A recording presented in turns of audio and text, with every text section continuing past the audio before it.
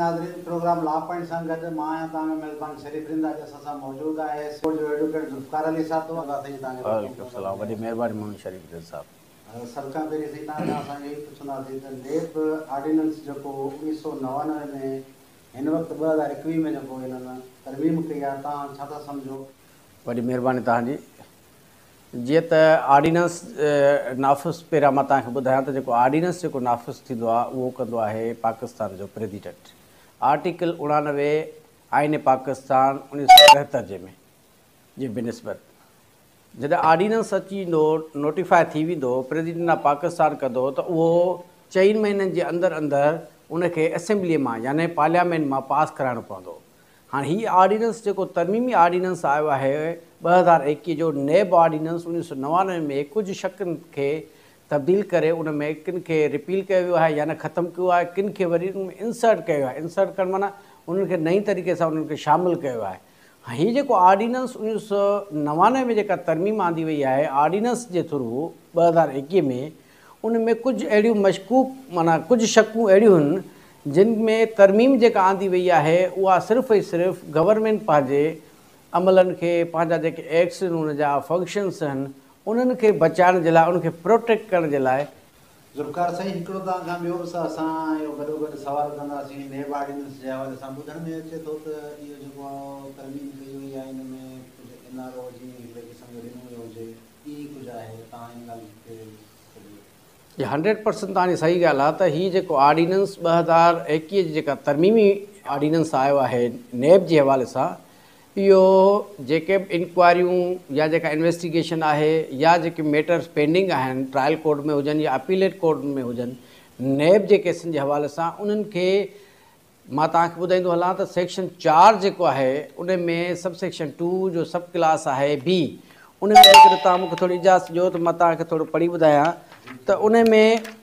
उन में जेके बि डिसीशन्स जेके वफ़ाक़ी गवर्नमेंट या सूबाई गवर्नमेंट खां या के बोर्ड जा डिसीशन्स हूंदा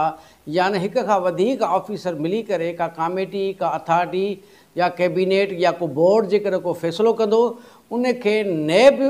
जी ज़िमरे खां या इंक्वायरी खां या उनजी ज़िम्मेवारी खां आजो करार ॾियो वियो आहे। इन मां इहा साफ़ ज़ाहिर आहे त जेके वफ़ाक़ी काबीना या सूबाई काबीनाऊं या पंजाब असेंबली जेको वज़ीर आला बुज़दार आहे या वफ़ाक़ी गवर्नमेंट में जेके शुगर माफ़िया जे हवाले सां कमेटियूं या कमीशन ठहियूं उन्हनि खे प्रोटेक्ट कयो वियो आहे त उहे नेब जे ज़िमरे खां आजू रहंदियूं यानी पंहिंजा नवाज़ पॉलिसी जेका हिन ऑर्डिनेंस में आंदी वई आहे उहा NRO जी शिकिल में आहे। साहब मां तव्हांखे ॿुधायां त अॼु इन ऑर्डिनेंस खां पहिरियां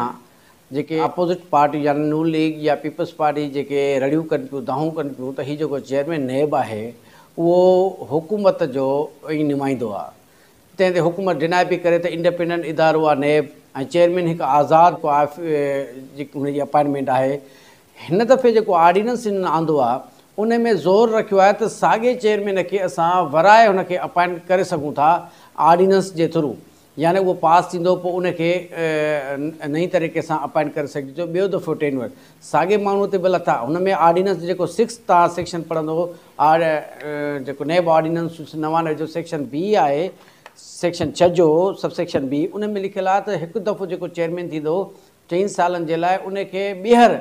उनखे उन उहिदे जे लाइ मुक़ररु नथो करे सघिजे। हिन ऑर्डिनेंस जे थ्रू आहे त उन माण्हूअ खे साॻे खे तव्हां वरी मुक़ररु करे सघो था ॿियो दफ़ो साॻे माण्हू जे लाइ तव्हांखे एॾो इंट्रस्ट आहे त अपोज़िशन जी जेका दांह कू कई उहा साफ़ ज़ाहिर आहे त वाक़ई ही चेयरमैन जेको आहे उहो डिस्प्यूटेड माण्हू आहे। मोहम्मद शरीफ़ साहब मां तव्हांखे ॿुधायां त आइन पाकिस्तान में हिकु आर्टिकल आहे उहो आर्टिकल आहे नंबर 8 उन में लिखियलु आहे तव्हांखे मां ॿुधायां त laws inconsistent with education of fundamental rights to be void जेको कानून चाहे वफ़ाक़ी गवर्नमेंट ठाहे चाहे सूबाई गवर्नमेंट ठाहे या का बि अहिड़ी लोकल बॉडी का अथॉरिटी को बोर्ड जेकॾहिं ठाहींदो को पॉलिसी ऐं उहो आइन जे बुनियादी हक़नि जे जेकॾहिं को ख़िलाफ़ु हूंदो चाहे उहो कहिड़े बि क़िस्म जो कानून छो न हुजे ऑर्डिनेंस हुजे या एक्ट हुजे उहो वाइड थी वेंदो। हिन ऑर्डिनेंस में सभ खां पहिरियां जेको आहे उहो जेको शिकार बनायो आहे उहो बुनियादी हक़नि खे बनायो आहे। उहो कीअं बनायो आहे त हिन में सेक्शन तव्हां ॾिसंदो त सेक्शन 4 ऑर्डिनेंस जेको अमेंडमेंट कई आहे उन्हनि उनजो सब सेक्शन 3 उन में उन लिखियो आहे त जेके बि इंक्वायरियूं या इन्वेस्टिगेशन या जेके प्रोसीडिंग्स पेंडिंग आहिनि कोर्टनि में उहे उन्हनि साॻियनि इदारनि ॾे जंहिंजा कंसर्न इदारा आहिनि या डिपार्टमेंट ओॾे ई मोकिलिया वेंदा यानी ही ऑर्डिनेंस जेके पेंडिंग मसइला आहिनि उन्हनि जे लाइ त हीउ आंदो वियो। लेकिन जेको बुनियादी हक़ आहे, यानी इन ऑर्डिनेंस खां पहिरियां जिन माण्हुनि PB कई, वॉलंटियर रिटर्न कई, या सदाऊं खाधियूं, या अञा ताईं उहे जेलनि में भोगनि था पिया, उन्हनि जे लाइ नएब हिन ऑर्डिनेंस में कंहिं बि तरीक़े सां का रेमेडी कान्हे का। उन्हनि जा जेके हक़ आहिनि उहे ह्यूमन राइट्स, फंडामेंटल राइट्स जे ख़िलाफ़ु आहे इहा ऑर्डिनेंस। ऐं हीअ आर्टिकल 8 जी क्लियर वायलेशन आहे आइन पाकिस्तान 1973 जे हवाले सां। तंहिंजे करे मुंहिंजे राय जे मुताबिक़ नंढे लॉ ऑफ स्टूडेंट जे हुजण जी बिनिस्बत मां हिकिड़ी नंढड़ी राय रखां थो हीअ त पूरे मुल्क जे हवाले सां त हीअ भली असेंबली पास करे, यानी पार्लियामेंट जेकॾहिं पास बि कंदी हिन ऑर्डिनेंस खे, त जेकॾहिं को बि पाकिस्तान जो शहरी हिन ऑर्डिनेंस खे चैलेंज कंदो सुप्रीम कोर्ट ऑफ पाकिस्तान में, त हीअ आइन जे ख़िलाफ़ु, फंडामेंटल राइट जे ख़िलाफ़ु हूंदो ऐं हीअ कानून वाइड थी वेंदो। मुस्तक़बिल में तव्हां नेब जूं जेके कारवायूं आहिनि या नेब जो जेको हींअर तरमीम थी आहे नेब कानून में, ऑर्डिनेंस में, त उन में मुस्तक़बिल में तव्हां छा था सम्झो त नेब में कोई चेंजिंग वेंदियूं, छा बाक़ी में माण्हुनि खे हिरासत करे, या कहिड़नि माण्हुनि खे, हिकिड़ा अहिड़ा माण्हू आहिनि जिन्हनि जूं जेके सरकारी आहिनि, ॿिया प्राइवेट माण्हू आहिनि, उन्हनि जे लाइ हिननि जी हीअं हिन वक़्तु जेका उहा पॉलिसी कहिड़ी हूंदी में? जेको ऑर्डिनेंस आयो आहे नेब जो अमेंडमेंट जे हवाले सां 2021 में, उन में आहे त जेकॾहिं गिरफ़्तारी बि जेकॾहिं थींदी, नेब जो चेयरमैन कंहिं शख़्स खे गिरफ़्तार करणु चाहे थो त प्रोसिक्यूटर जनरल जेको अकाउंटेबिलिटी नेब जो हूंदो, उन खां हू कंसल्टेशन वठंदो, राय वठंदो त आया हिन शख़्स खे गिरफ़्तार करण जी असांखे ज़रूरत आहे, तव्हां असांखे हिन में मशवरो ॾियो, या शख़्स खे गिरफ़्तार करणु सही आहे या हिन खे न कजे, या हिन खे गिरफ़्तार कयूं था त तव्हांजी राय छा आहे, ओपिनियन हुन खां वठंदो या जनरल जी राय सां मुंसलिक थी करे। इन करे हिन जो जेको मुस्तक़बिल आहे ऑर्डिनेंस जो, मां तव्हांखे हिकु दफ़ो वरी ॿुधाए छॾियां त उहो कमज़ोर बनायो वियो आहे हिन शइ में, त ॿिनि रुखनि खे आंदो वियो आहे। हिकु त उहे माण्हू जेके पाकिस्तान में पहिरियां सफ़र करे चुका आहिनि, त जेके इंक्वायरियुनि में, इन्वेस्टिगेशन में उहे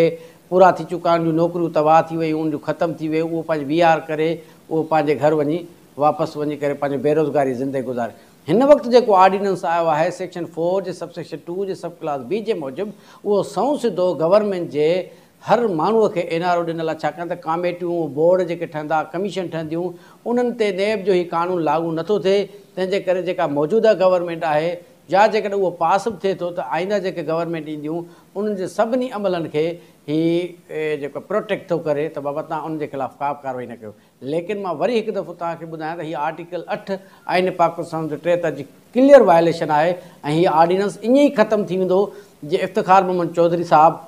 मुशरफ जो ॾिनल NRO जेको आहे ख़तमु करे छॾियो, त हीउ बुनियादी हक़नि जे ख़िलाफ़ु आहे। इन करे हीउ बि बुनियादी हक़नि जे ख़िलाफ़ु आहे, हीउ नल एंड वाइड थी वेंदो। नाज़रीन, लॉ पॉइंट प्रोग्राम जो अॼु वक़्तु पूरो थियो आहे। ईंदड़ प्रोग्राम ते इंतज़ारु कंदा।